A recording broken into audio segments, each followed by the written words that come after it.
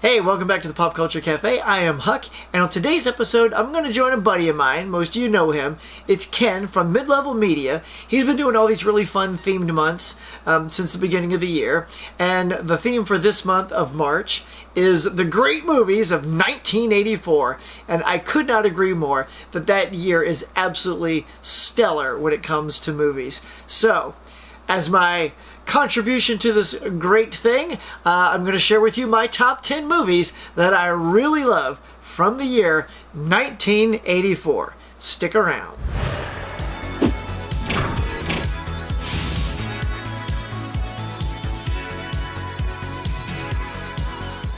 All right, 1984. Here we go, guys. This is one of my all-time favorite years in cinema history. Ken, I don't know how you dialed in this particular year, but for me, it means a lot more than just great movies. This is my first job I got was at a movie theater.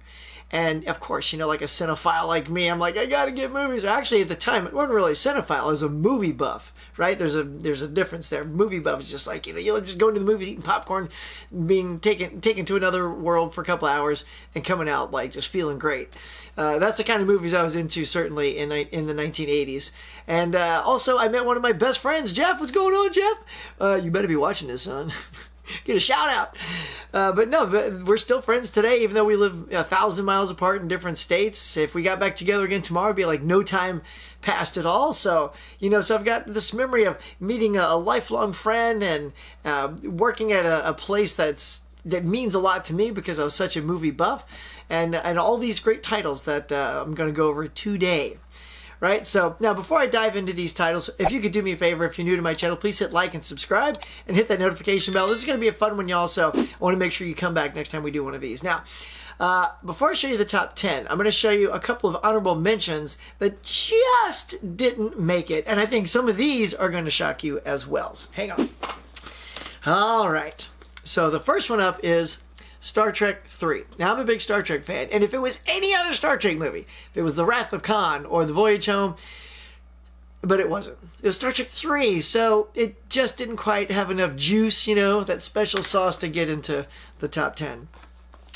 Another cool movie, this Walter Hill crazy movie, is Streets of Fire. Diane Lane, Michael Pare.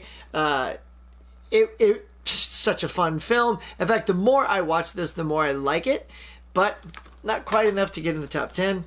Another sci-fi classic, 2010, the year we made contact. And yes, you know, I like Ruffling Feathers. I like this better than 2001. That's right. I said it. Okay. Now, some comedy here. Revenge of the Nerds. Nailed it. Okay. Hilarious movie. Hilarious. Almost. Didn't quite make it.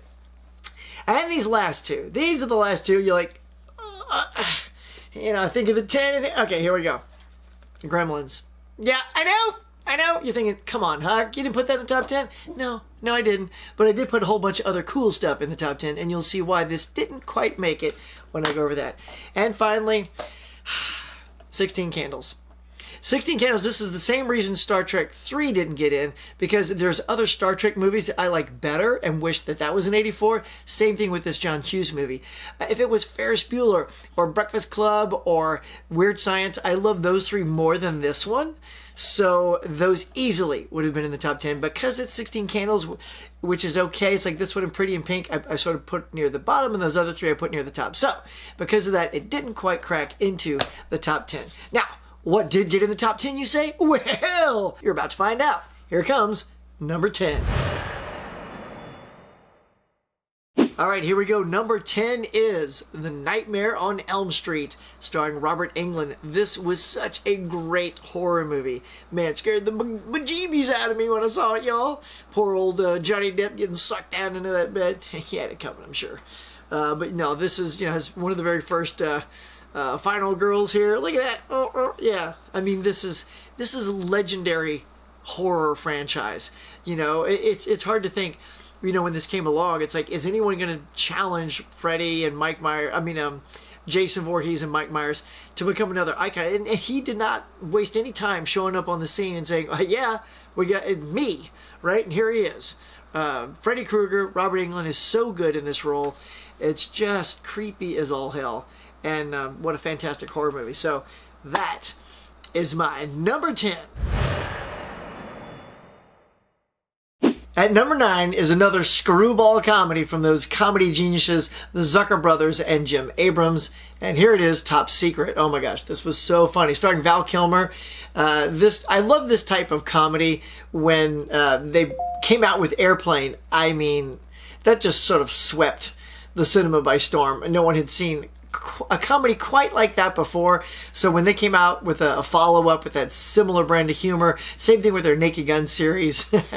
I mean, those type of films just make me laugh out loud. You can just you have to don't shut your brain off completely though, because these guys are very clever at hiding jokes, like in plain sight, right in front of you. And sometimes movies like this require multiple viewings just so you can get all the comedy that they crammed into every frame, especially when Airplane. Like, I saw that a couple times and I was like, I didn't notice that before, and this movie's just like that. So looking at the back here, the pictures on the back make me laugh. But yeah, so if you have not seen Top Secret, do yourself a favor and check it out, and that is why it made my list at number 9.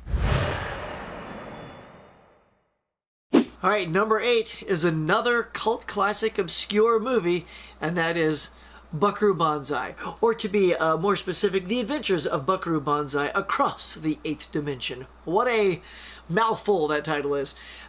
Peter Weller, Jeff Goldblum, Clancy Brown, let's see who else we got. Ellen Barkin, John Lithgow. It's loaded with all these phenomenal actors. Just doing their thing, and they all have such bizarre names. Perfect Tommy and Rawhide and Buckaroo Banzai, and just like and their characters are super specific. It's almost like superheroes, right? Like they all have their own dress code, and then they all perform a certain way. They just don't have any superpowers. But Buckaroo is like a super genius. He's like a rock star, a scientist, a surgeon, a rocket car genius. It's all over the place, this film.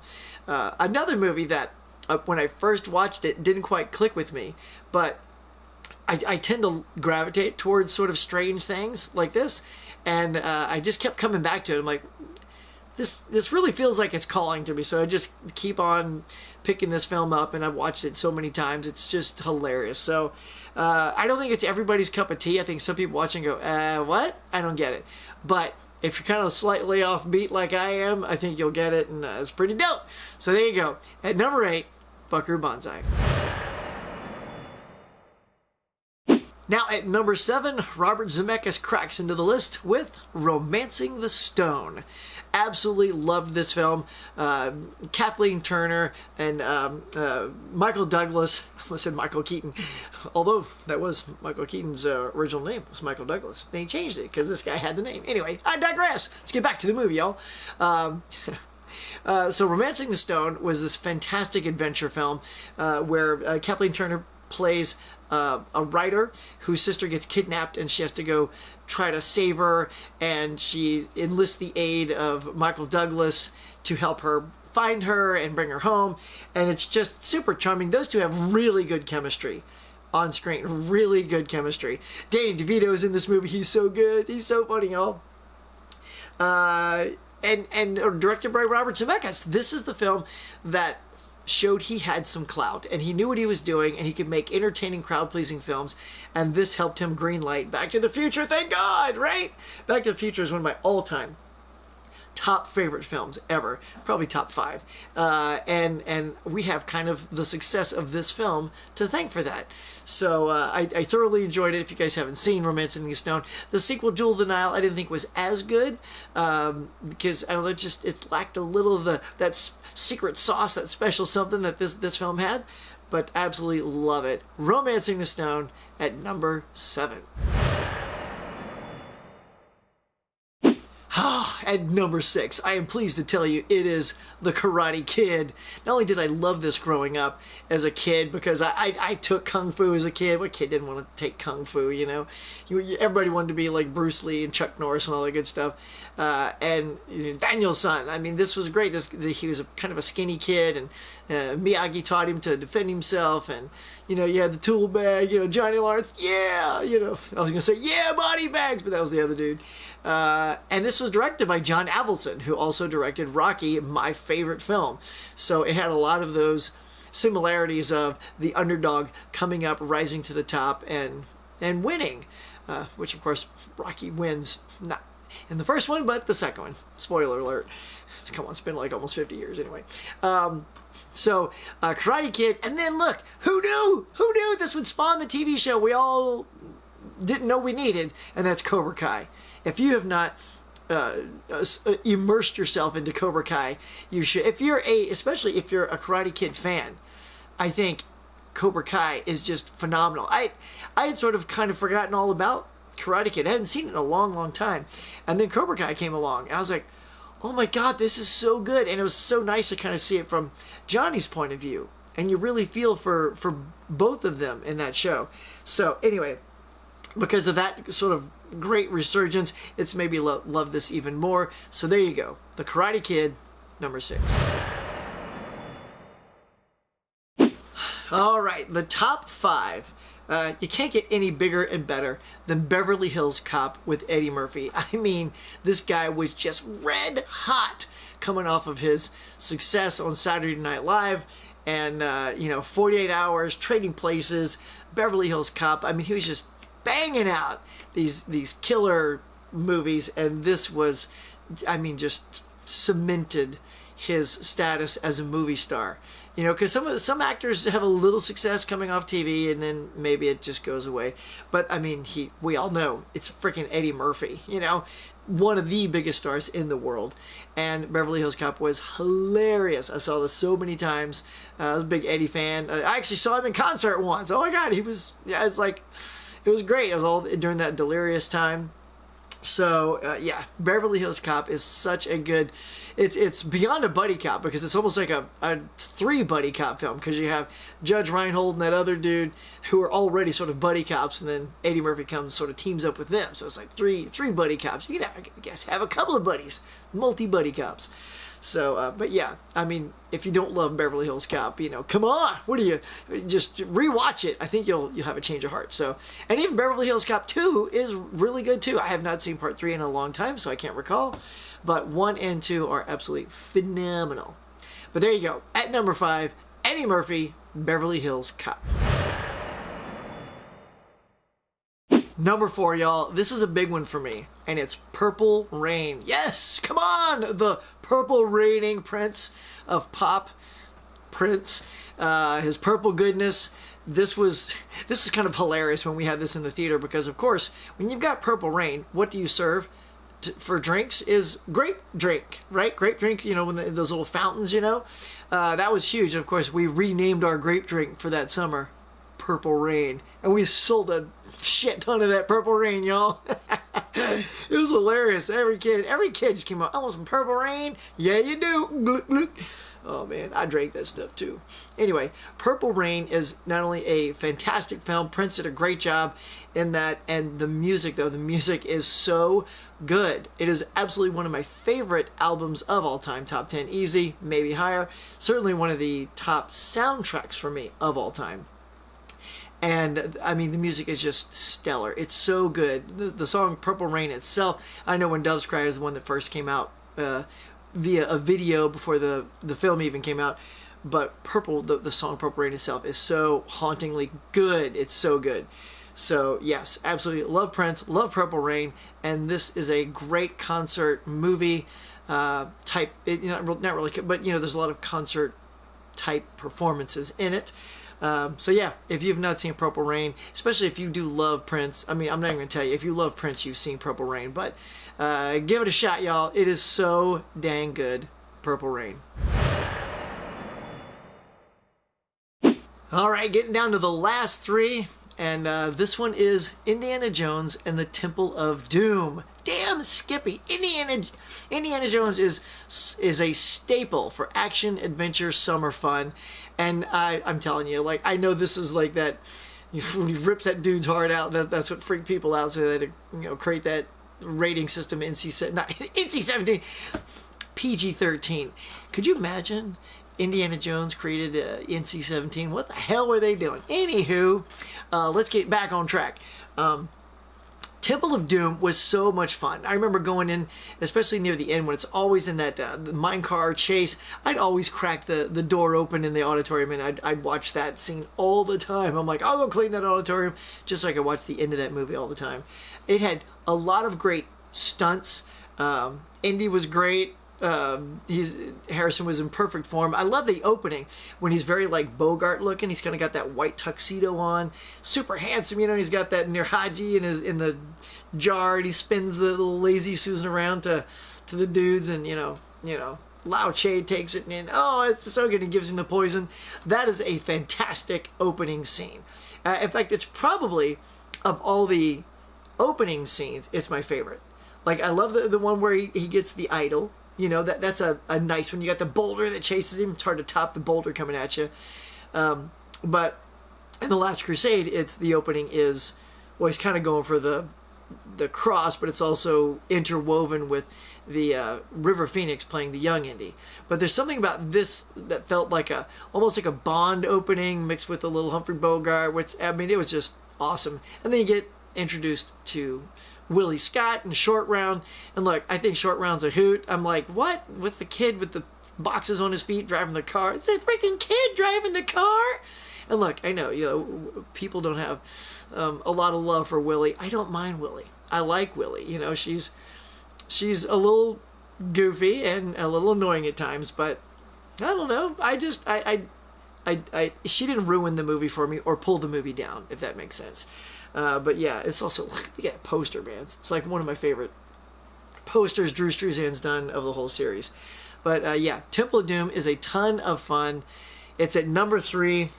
This is a tough one. I could have gone at number 2 or 3 with this one, but I put it at number 3 because wait till I show you what's at number 2.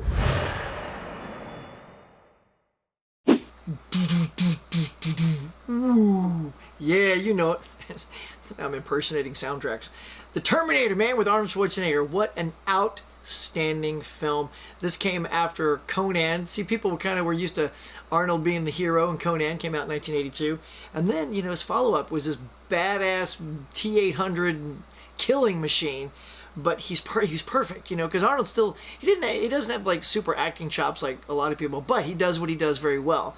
And putting that type of acting style as the Terminator, and when he read the script, from what I've heard in his own words, is he said he was reading for Kyle Reese, but when he read, he goes, "No, I want to play the Terminator."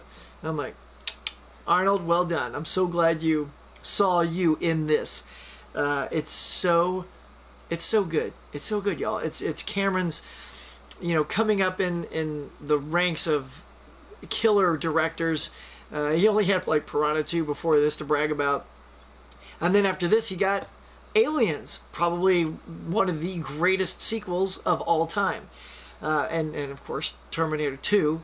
This led into another great sequel of all time. This thing is just so well made. Even the end when he loses the skin and just becomes the endoskeleton, walking around with the limp. I'm like, it was Stan Winston doing the practical effects on that. Yes, some of the stuff is a little hokey when you watch it today, like the Arnold puppet when he wipes his eye and it, looks around and all that. But I mean, even at the time when you watched it, you kind of tell, but it was still really gross and kind of creepy, so it was acceptable. So now it's a little bit, pulls you out just a little bit. It doesn't matter. It's still very cool just to see what they were able to do with practical effects and the fake Arnold head and all that good stuff. But man, Terminator, the first one, absolutely. There it is, number 2.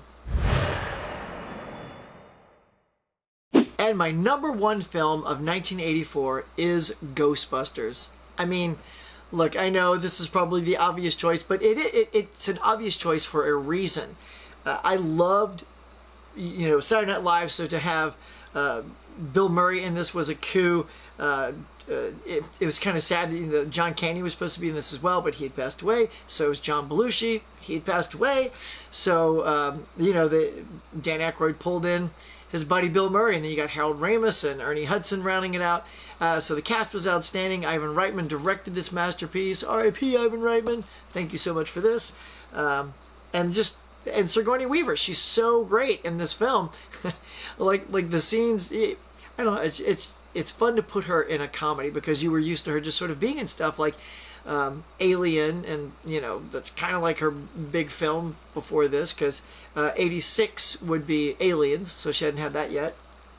So it was nice to see her in a nice light comedy, even though it's kind of got a little creep fest. Maybe that's why she was a shoo-in, because, you know, she's so good at playing with that kind of stuff.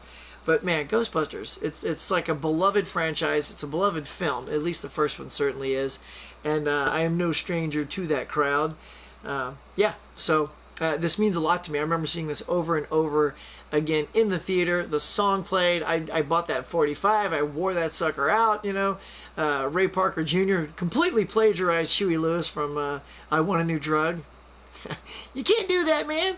See, anyway, I don't want to get into the minutiae of that, but Huey Lewis won and he should have. So, anyway, still a good song. Ghostbusters, still a fun song. But yeah, I thoroughly love this film, and I'm happy to put it at my number one. So, there you go. That's going to do it for this video. Here, let me show you the stack again. Look at this bad boy. Oh my goodness, look at that. That is an excellent stack of 10 for the year of 1984. Look at all these movies. That is a banging stack for a killer year. I am so happy to have relived the nostalgia of going through these, and I'm going to keep these out. I'm going to rewatch every single one of these because this just gets me excited. It brings back memories and just times out at the cinema and hanging out with friends and meeting new friends. Oh, it's so good. So, Ken, I want to thank you again for coming up with another killer theme, 1984. This one was a good one. Thoroughly enjoyed it. But guys, if you are new to my channel, that is going to do it for today. Please get on down there and hit like and subscribe and hit that notification bell. I'd really appreciate it. All right, guys. So until next time, thank you so much for checking out this video of my top 10 movies of 1984. I'll catch you later.